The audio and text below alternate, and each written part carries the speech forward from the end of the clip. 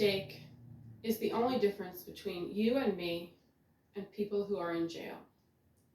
These words come from Lieutenant Melvin Briggs, one of the highest ranking officers in a Nashville prison.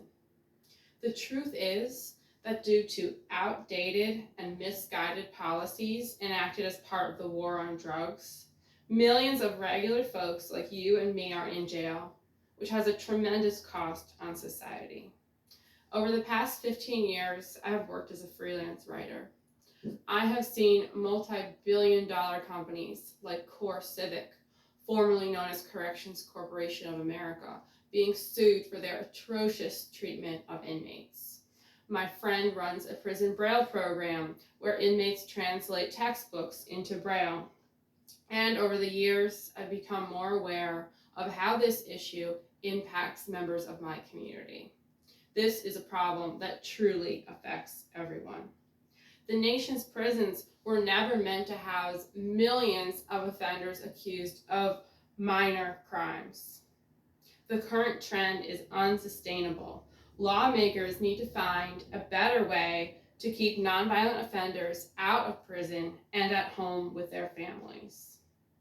The current system has a tremendous cost to taxpayers, families, and society as a whole. Studies show that more lenient community service-driven programs have better long-term outcomes. Let's take a look at how big the nation's prison problem really is. According to the Vera Institute of Justice, 1.8 million Americans live in the nation's prisons and jails, including 50,000 Tennesseans. One of the most alarming statistics is that the number of Tennesseans in state prisons has doubled, and the number of those in jail, including individuals who are awaiting trial, has increased by over 680% since the 1980s. This is a huge problem.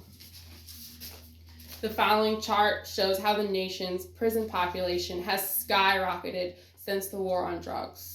Although numbers are declining, they're not declining fast enough to have a meaningful impact.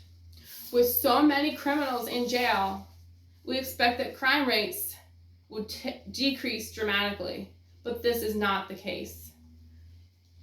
This chart shows how the number of violent crime rates has increased dramatically between 1960 and 2018.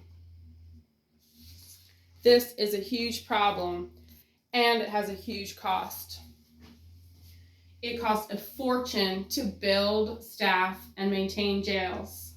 According to the Bureau of Prisons, the federal government spends $36,000 a year, or approximately $100 a day, caring for each federal inmate. Other estimates range from $14,000 to $70,000 per year, depending on facility. But what's the true cost to families and society?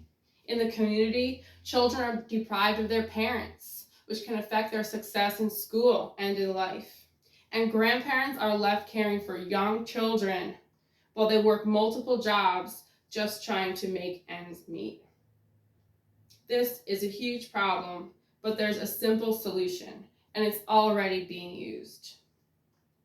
Statistics show that community service programs have better long-term outcomes.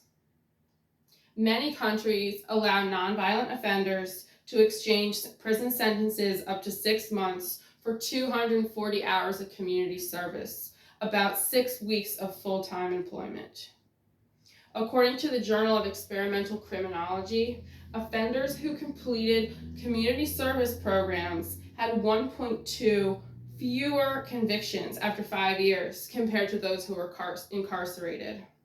And the recidivism rate was reduced by 46 to 60% depending on the offense and other factors. These programs typically apply to non-violent offenders, which according to the U.S. Department of Justice include those who have been convicted of property and drug-related offenses where there was no one was injured and there was no threat of physical violence.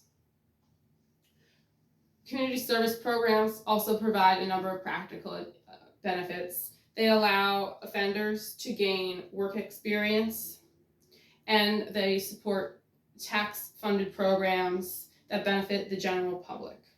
Solutions like these take time to work, so we need to start now. This problem is not going away without reform. There is a better way to solve this problem. The current system has a tremendous cost for taxpayers. It breaks apart families and it does not rehabilitate offenders effectively. Statistics show that community service has a better long-term outcome. If you're interested in learning more about prison reform, visit sentencingproject.org to find out ways to get involved in your community. Thank you.